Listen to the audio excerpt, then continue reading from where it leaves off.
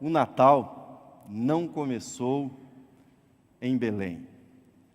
O Natal não começou na anunciação do anjo Gabriel, feita à jovem Maria. O Natal tampouco começou com a profecia do profeta Isaías, profecia que lemos, registrada também pelo evangelista Mateus. Profecia que foi feita 7 séculos antes da noite feliz de Belém. Mas o Natal não começou com o profeta Isaías. Tampouco nasceu o Natal no jardim do Éden, ainda que lá no jardim, após a queda, após o pecado, Deus tenha se dirigido à serpente e tenha dito para ela: porém, inimizade entre ti e a mulher, entre a tua descendência e o seu descendente. Este te ferirá a cabeça e tu lhe ferirás o calcanhar. Esta passagem do Gênesis foi denominada pelos pais da igreja, os primeiros intérpretes e teólogos da igreja cristã, de primeiro evangelho, de promessa do evangelho, de primeira anunciação da vinda do Cristo, da vinda do Messias. Apesar disso, o Natal não começou no jardim do Éden. O Natal nasceu na eternidade. O plano do Natal nasceu na eternidade. A essência do Natal nasceu no coração do Deus Trino. Às vezes, nós vemos nessa época do ano algumas discussões tolas sobre a data do Natal, se seria 25, não seria 25, qual a melhor data para se comemorar o Natal. Pouco importa a data. O Natal nasceu no coração de Deus na própria eternidade. Deus já havia amado a humanidade e havia decidido que enviaria o seu Filho para redimir a humanidade. A essência do Natal, portanto, a essência do Natal vai muito além da primeira cena, da cena do presépio, cena que nós estamos lembrando e celebrando nesta noite. Na verdade, se nós quisermos mergulhar na essência do Natal, nós precisamos ampliar a cena.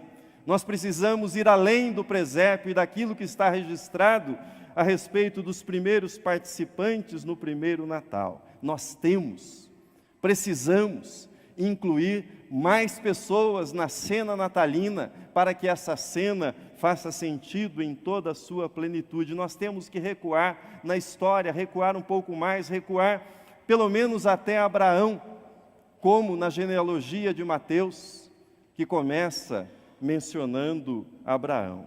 Mas quem são? Quais são as pessoas que foram mencionadas na genealogia de Jesus? Quem são estas pessoas que entraram para o plano eterno de Deus, um plano que foi traçado na eternidade? Quando nós olhamos para a genealogia de Jesus, nós não lemos a genealogia toda, eu li a parte final dela, mas quando nós lemos a genealogia de Jesus, nela estão Judá, Tamar, Raabe, está Salomão, que segundo o 6º versículo do capítulo que nós lemos, Salomão que foi gerado por Davi, mas com a mulher de Urias. O plano eterno, o plano perfeito de Deus, entrou na história humana, trabalhou com seres humanos imperfeitos, gente pecadora, gente que falhava, gente que, pelos critérios de uma seleção biográfica, talvez não estivessem mencionados aqui, se não fosse a inspiração do Espírito Santo. Mas na genealogia de Jesus está Acás, rei terrível, idólatra. Segundo o que está registrado a respeito dele, ele fez com que embaixo de cada árvore de Israel houvesse um altar para os deuses estrangeiros e ali fossem oferecidos sacrifícios àqueles ídolos. Não poderia Deus ter escolhido gente um pouquinho melhor do que estas pessoas mencionadas na genealogia de Jesus? Qual o sentido de mencionar pessoas com uma biografia, no mínimo, tão complicada, tão sujeita à contestação, como essas pessoas que são mencionadas na genealogia de Jesus? Qual o sentido disso? Irineu, um dos pais da igreja, refletindo sobre a encarnação, ele escreveu: o que não é assumido, não é redimido. O que não é assumido, não é redimido. O Natal é história de um Deus que entra na vida dos seres humanos. O Natal é a história de um Deus que assume a humanidade pecadora. O Natal é a história da luz que brilha nas trevas. O Natal não é uma história idealizada, não é uma lição de moral, mas é o relato da redenção divina em ação. Como Deus entra no palco da história, como Deus age usando pessoas que são pecadoras, mas que fazem parte do plano redentor de Deus. Deus redime a humanidade, assumindo radicalmente a história de pecado da humanidade. Portanto, na essência do Natal está uma história real, não um conto de fadas, não uma idealização a respeito de pessoas, de personagens da história humana. Mas na essência do Natal, não só está esse plano eterno, mas na essência do Natal encontra-se um nome: Jesus. Este é o nome que está no coração do Natal, no centro do Natal. O anjo disse a José a respeito de Maria: ela dará à luz um filho, a quem chamarás Jesus, pois ele salvará o seu povo dos seus pecados. Deus conduziu o seu plano de salvação da humanidade antes da fundação do mundo. Deus inspirou ao longo dos séculos profetas para que esses profetas mantivessem viva a chama da esperança, a expectativa da chegada do Redentor. Deus moveu as estrelas para que as estrelas guiassem os magos até aquele lugar onde Jesus havia nascido. Deus moveu a mão de César Augusto para que ele assinasse um decreto, para que todo o povo passasse por um recenseamento. Isso fez com que José e Maria grávida, se dirigissem a Belém para responderem a esta ordem do imperador. Portanto, na essência do Natal está esse plano eterno e soberano de Deus, controlando todas as circunstâncias da história. No centro dos acontecimentos está um nome: Jesus. Na essência do Natal está um nome: Jesus. Por isso o apóstolo Paulo escreveu que na plenitude do tempo, Deus enviou o seu Filho, nascido de mulher. Para nós entendermos melhor o que significa essa plenitude do tempo, nós podemos recorrer a Flávio Joséfo, historiador judaico, que no seu livro intitulado Antiguidades Judaicas, ele conta a respeito da expectativa que os judeus, no período que antecedeu a vinda de Jesus, nutriam a respeito do Messias. Diz Flávio Joséfo que a maior preocupação dos judeus naquele período era esperar por alguém que os libertasse de toda sorte de dominação estrangeira, de tal modo que eles pudessem servir a Deus, de tal modo que eles pudessem servir tão somente a Deus. O clima era de espera, o clima era de expectativa. Quando João Batista começa a pregar no deserto, as pessoas vão até João Batista e perguntam se ele é o Cristo, se ele é o Messias, se ele é o cumprimento da promessa de Deus. E é nesse contexto que o anjo diz para José a respeito de Maria: ela dará à luz a um filho, a quem chamarás Jesus, porque ele salvará o povo dos seus pecados.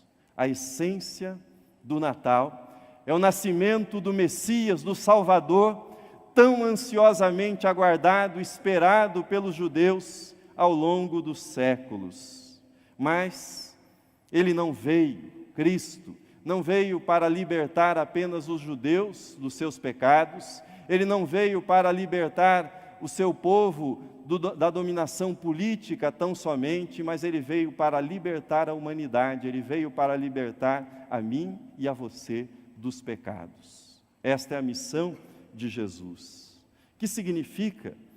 Ele salvará o povo dos seus pecados. Pecado é cegueira, pecado é escuridão, pecado para o ser humano é falta de rumo, pecado é autodestruição, pecado é falta de amor a si mesmo, falta de amor ao próximo e, sobretudo, falta de amor a Deus. Por isso nós podemos resumir: pecado é não ser aquilo que nós poderíamos e deveríamos ser, para nós mesmos, para o nosso próximo e para Deus. Isso é pecado. Jesus Cristo veio para salvar-nos dos nossos pecados, para que não erremos o alvo na nossa vida e não desperdicemos a nossa vida. Quando nós olhamos para a essência do Natal, nós encontramos um nome, uma pessoa, Jesus. Esse foi o anúncio do anjo para José e para Maria. Quando nós olhamos para esse nome, para essa pessoa, para a sua missão, nós encontramos o anúncio que a sua missão é a salvação dos nossos pecados, ou para os nossos pecados. Mas não basta saber que a essência do Natal é Jesus. É preciso recebê-lo, é preciso crer nele, é preciso, pela fé, tornar-se filho de Deus, seguindo a Jesus Cristo, entregando a vida a Jesus. Quando nós nos perguntamos qual é a essência do Natal, qual é a essência do Natal? A essência do Natal é esse plano eterno de amor, conduzido pelo Deus eterno. A essência do Natal é um plano eterno e perfeito, funcionando e operando por meio da vida de pessoas imperfeitas, pessoas pecadoras. Ao mergulhar na essência do Natal, nós encontramos um nome: Jesus. E nesse nome, nessa pessoa, naquilo que ele realizou, nós encontramos a nossa salvação, nós encontramos luz, nós encontramos esperança, nós encontramos amor, nós nos encontramos com quem nós somos, nós nos encontramos com o nosso próximo e nós nos encontramos com Deus. Por isso, não passe mais esse Natal sem encontrar-se com quem você é. Não deixe passar esse Natal sem encontrar-se com o seu próximo.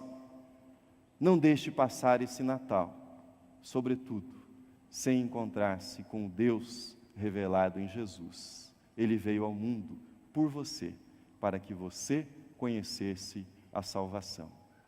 Amém.